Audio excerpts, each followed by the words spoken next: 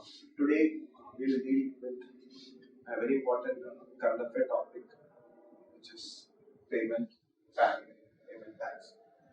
Keep an idea that we'll be covering a series of almost all the important economic current affairs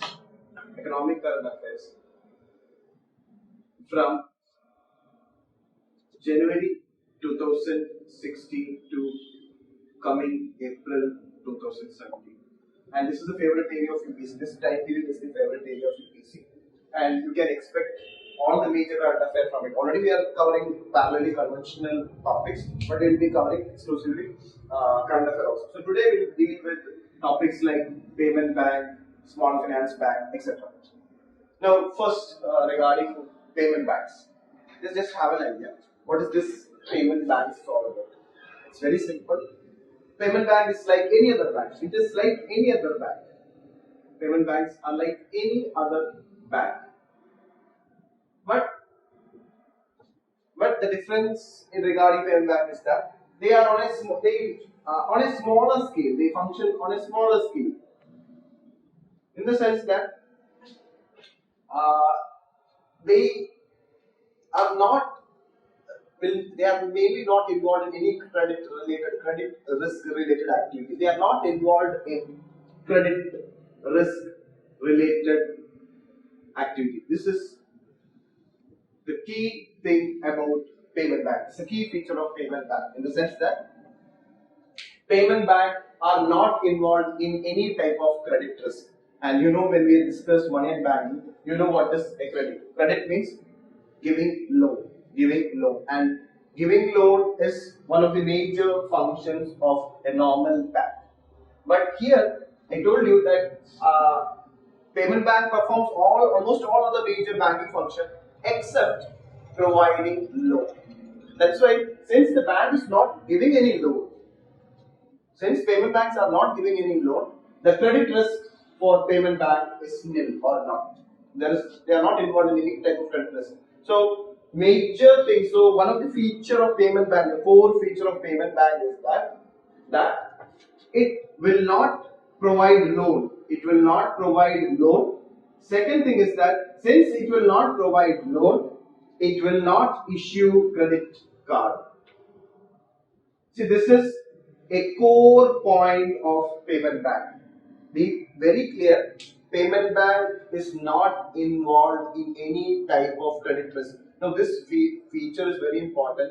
You take the case of any public sector banks or private sector bank, new generation banks, or the present issue in relation to banking system is that banks is having huge non-performing assets or bad loans.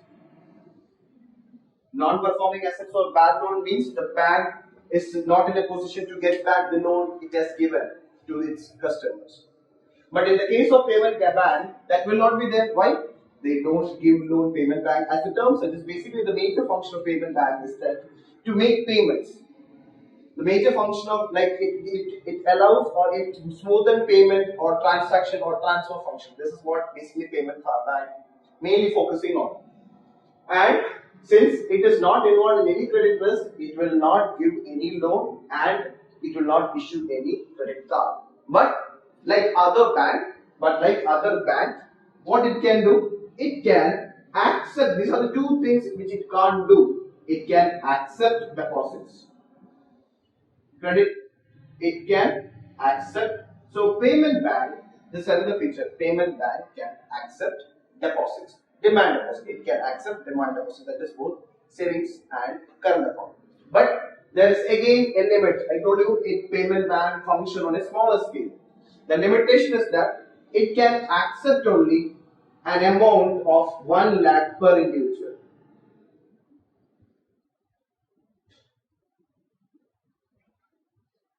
So this is the restrictions. It can accept deposits, but deposits up to 1 lakh from an individual. And the specialty of this deposit is that if it is a savings account, it will provide, payment bank will provide interest to this deposit. You might have seen very recently, Airtel, the first payment bank in the country. is started offering, started functioning, it's offering 7% interest. Airtel is providing Airtel Payment Bank is providing 7% interest for its savings account. Now you tell me that how Airtel is able to provide 7% interest if it can't lend. Now here the deposit which the payment bank collects, it has to be deposited in a safe zone or safe place. Like it says that out of the total deposit, 75% of the deposit you can invest in government securities with a maturity of less than 1 year. So that out of the total deposit the payment bank receives, maximum 75% it can deposit in government securities, and be very clear, these government securities is having a maturity of less than 1 year. It means that they are basically treasury bills. So we have studied in money market that any instrument which is having a tenure of less than 1 year, they are money market instruments. So basically those government security instruments which is having a tenure of less than 1 year, that is basically treasury bills, they can invest in treasury bills because it is treasury bills is having the maturity of less than 1 year. So it clearly says that payment bank can 75% of the deposit you can deposit in a government security which is having a tenure of less than 1 year. So 75% can be deposited in government securities, and the remaining 25% you can deposit any commercial bank. So this is how this will be there. They can use the deposit. They can use the deposit mainly to invest in government securities with a tenure of less than 1 year, and they can deposit in any commercial full-fledged universal bank. So this is another feature about.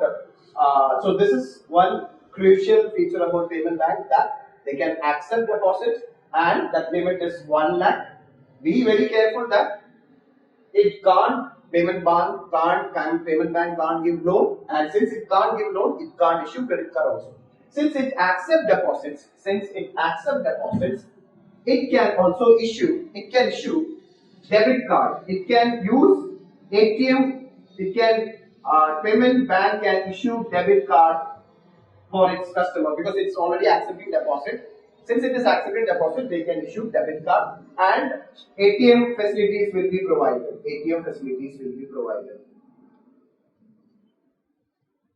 So these are the two major features about the payment bank. This is which it can't do. This is what it can do. Now, very clear regarding the deposits. Be very clear that payment bank can't accept NRI deposits. This is very important regarding deposits. Be very clear. It can't accept NRI deposits. It can't accept NRI deposit. There is a reason behind why the government have not allowed payment bank to receive NRI deposit. Now we'll go to the reason behind why payment bank is set up in our country. We know that this government have a very important objective, what is financial inclusion. Many of the individuals or many of the households who are not having a bank account, and it's very difficult for a traditional bank to go and start a rural branch in the rural areas of the country. In the case of payment bank, it is completely very easy in the sense that using mobile phones, this is the advantage of payment bank. They will be largely using mobile phone as a platform to transfer or to open an account. So by using mobile phone, you might have seen that mobile wallets like Paytm, mobile wallets like M-Pesa can be easily converted to payment bank. So if you noticed, one very important point is that the licenses, the RBI have given 11 licenses. Means 11 people got licenses to start payment bank, and majority of these licenses were given to telecommunication companies who were having mobile wallets. You can take that Airtel were given, then Idea is given, So like that, many of the Vodafone, M-Pesa, they are having it. So many of the mobile wallets were given, and this Paytm was also given payment bank, and they have recently started functioning, providing facilities. So be very clear that the major thing about payment bank is that it will be issuing banking facilities or financial inclusion will become a reality because it is without having a rural branch.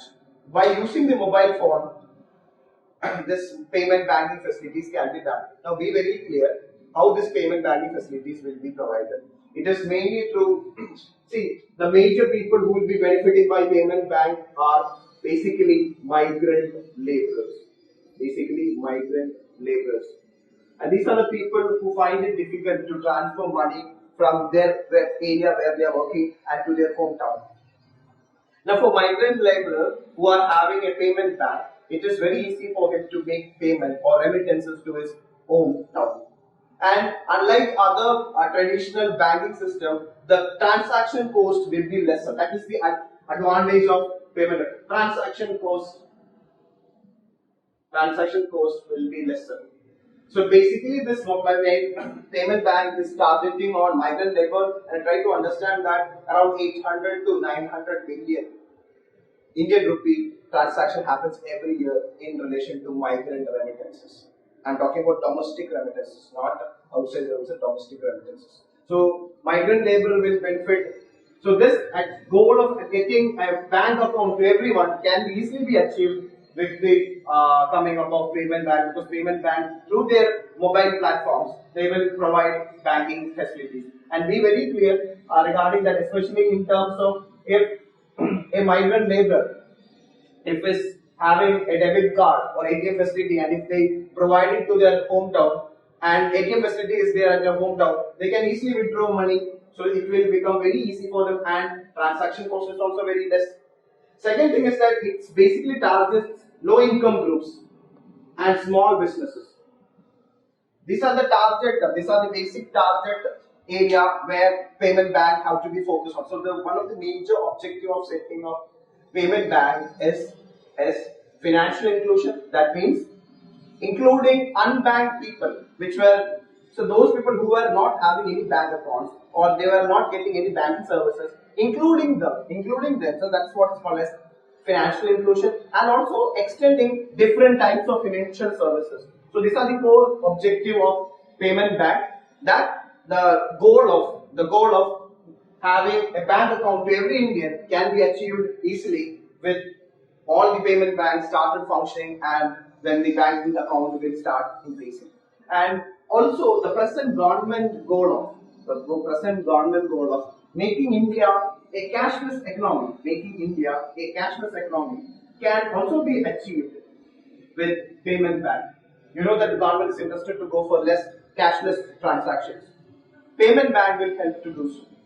In the sense that even for small payment, those who are having through their mobile, they can make payment. Payment bank will ensure that the small transactions are made also not through cash, but mainly through digital transactions. So the India becoming a cashless economy can be achieved in future with the expansion of payment bank opening branches. And if you notice one thing, like bank like Airtel, the mobile companies like Airtel already have rural presence. So they can convert those their senders, mobile senders to payment bank branches. And another important feature about payment bank is that out of the 11 licenses, one license is basically given to Department of Post. This is a very, very important point. Department of Post have got payment bank license. So out of the 11 licensees who got payment bank, one is from government, and that to a department.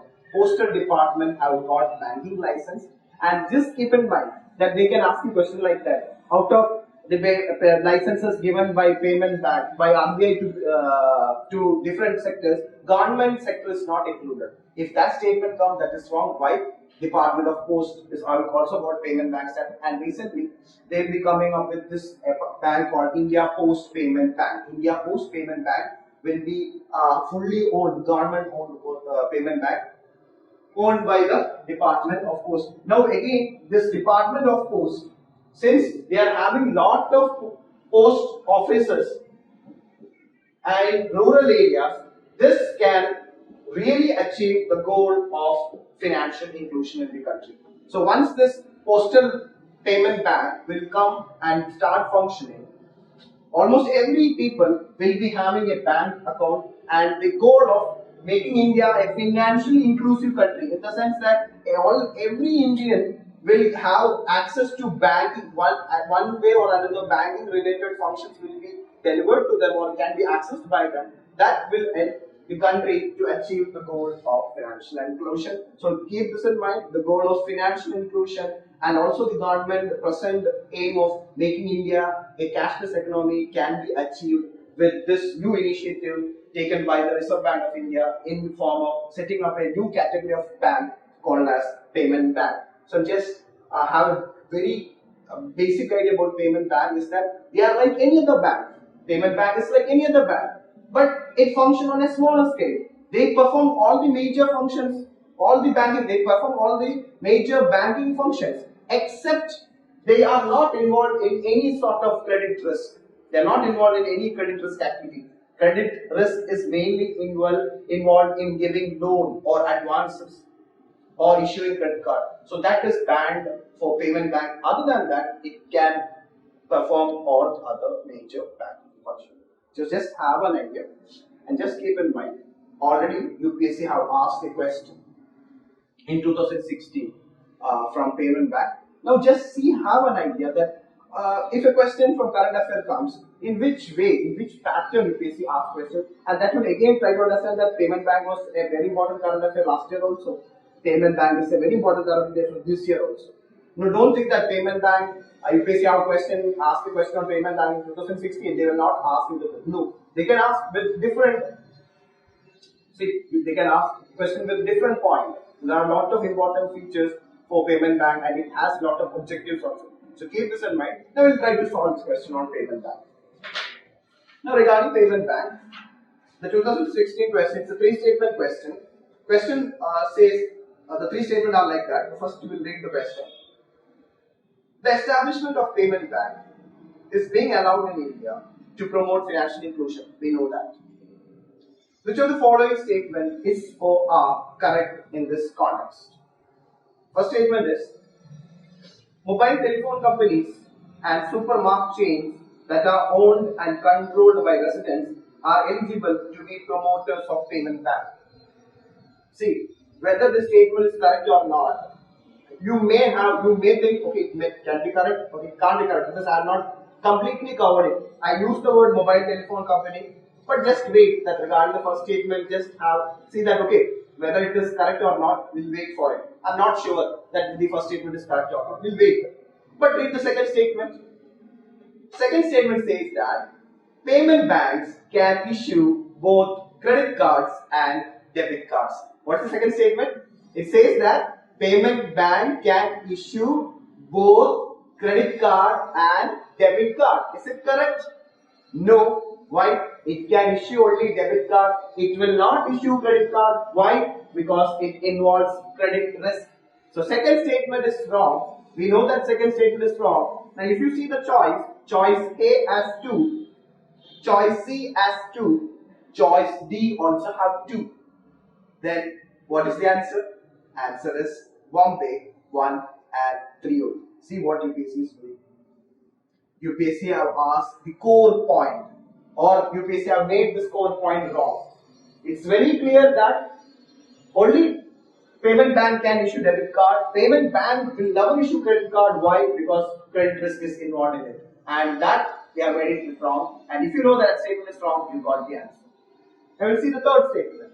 Payment bank cannot undertake lending activities. It means that payment bank cannot give loan. That we know that's correct. So without knowing the first statement, without knowing the first statement, if you know that second statement is wrong, you got the answer. Answer is 1 and 3. So it means that statement 1 is correct. So this way you have to solve the basic question. That's why this elimination method will help you if you are very much aware how to approach. Even if you have doubt on the first statement, just be patient. Go and read the second question statement and third statement, and you see that whether you know it or not.